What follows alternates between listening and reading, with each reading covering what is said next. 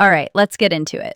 Did you know Neymar once moved for a fee so wild it could fund a small nation's glow-up? We're talking legend status, world record cash, and a career that's half genius, half soap opera. Buckle up.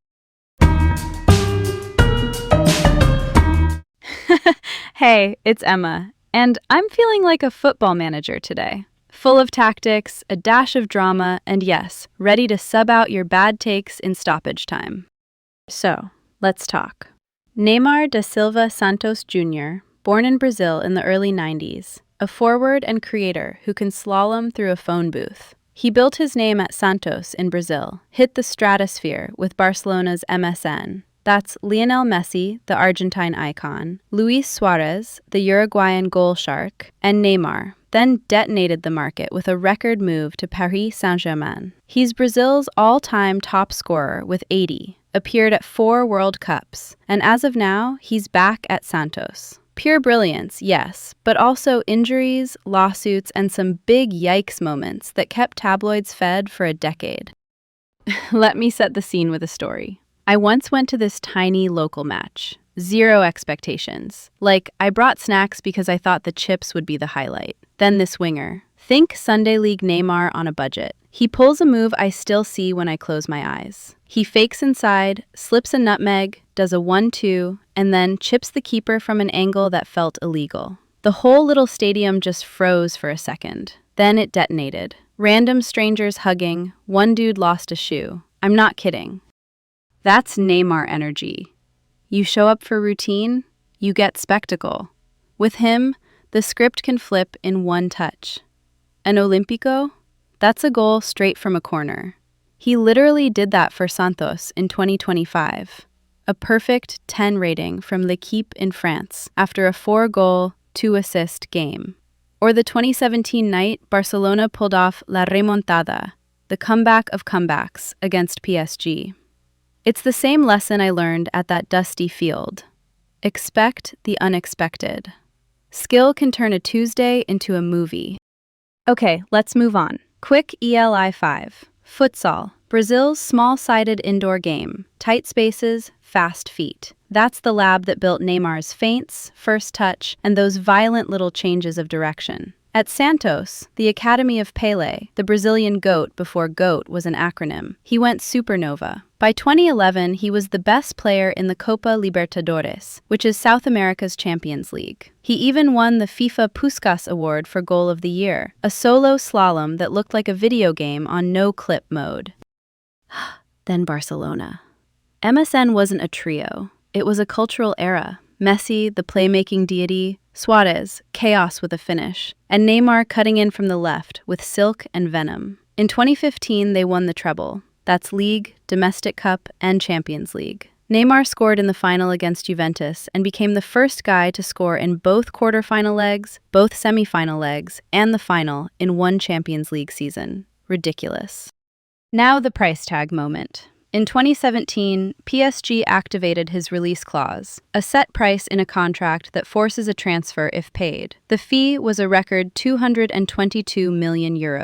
The move promised one thing: be the main character, bring Paris the Champions League. And at his peak there, he was a free number 10, not just a winger, but the conductor, serving nutmeg appetizers with through-ball dessert. He reached the 2020 final and the 2021 semis. Managers like Pep Guardiola, the coaching mastermind from Barcelona lore and Manchester City kingpin, treated him like the danger you plan your week around. But honey, the body. Injuries stalked him, especially those metatarsal and ankle issues, foot bones and ligaments that are not here for your stepovers. He missed a triple-digit number of games at PSG.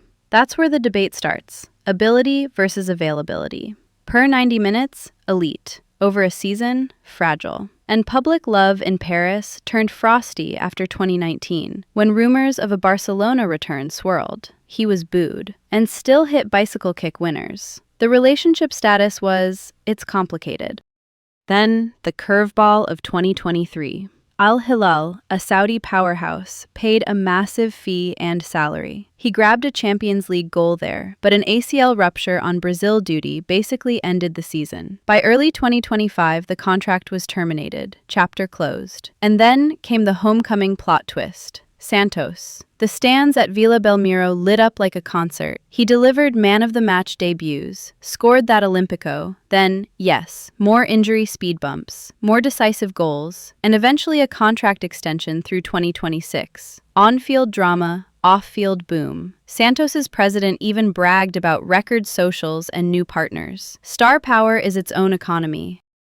Let's jump to the people orbiting this galaxy. First, Neymar Santos Sr. That's Dad. Ex-player, the advisor with the calculator. He kept Neymar at Santos as a teen for culture and growth, not just cash, and later navigated mega deals with Barcelona and PSG. Imagine being that parent. You're protecting your kid from sharks, balancing brands, billions, and bruises, and trying to choose the right moment to leave home. High wire act, zero net. Then the teammates who shaped the myth.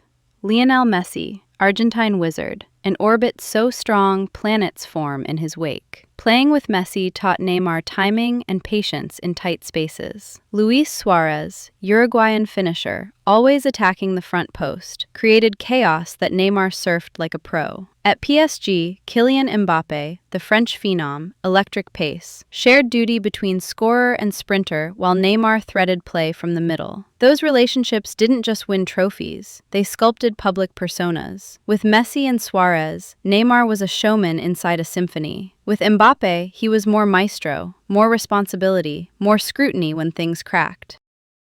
Okay, pause, because this next part is everything.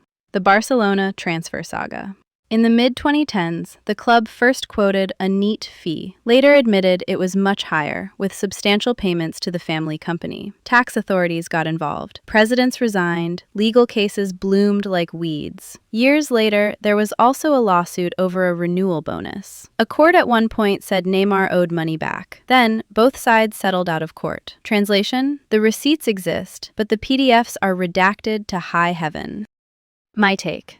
This isn't just about one player. It's about football governance. When deals are opaque, trust evaporates. Fans aren't dumb. They're investors of emotion, and frankly, cash. If clubs and entourages play three-card Monty with fees and bonuses, supporters feel conned. Modern contracts are complex. Release clauses, image rights, third-party histories. But complexity is not an excuse for fog. Give us sunlight. Let people see how the sausage is made, or don't be surprised when the kitchen gets inspected.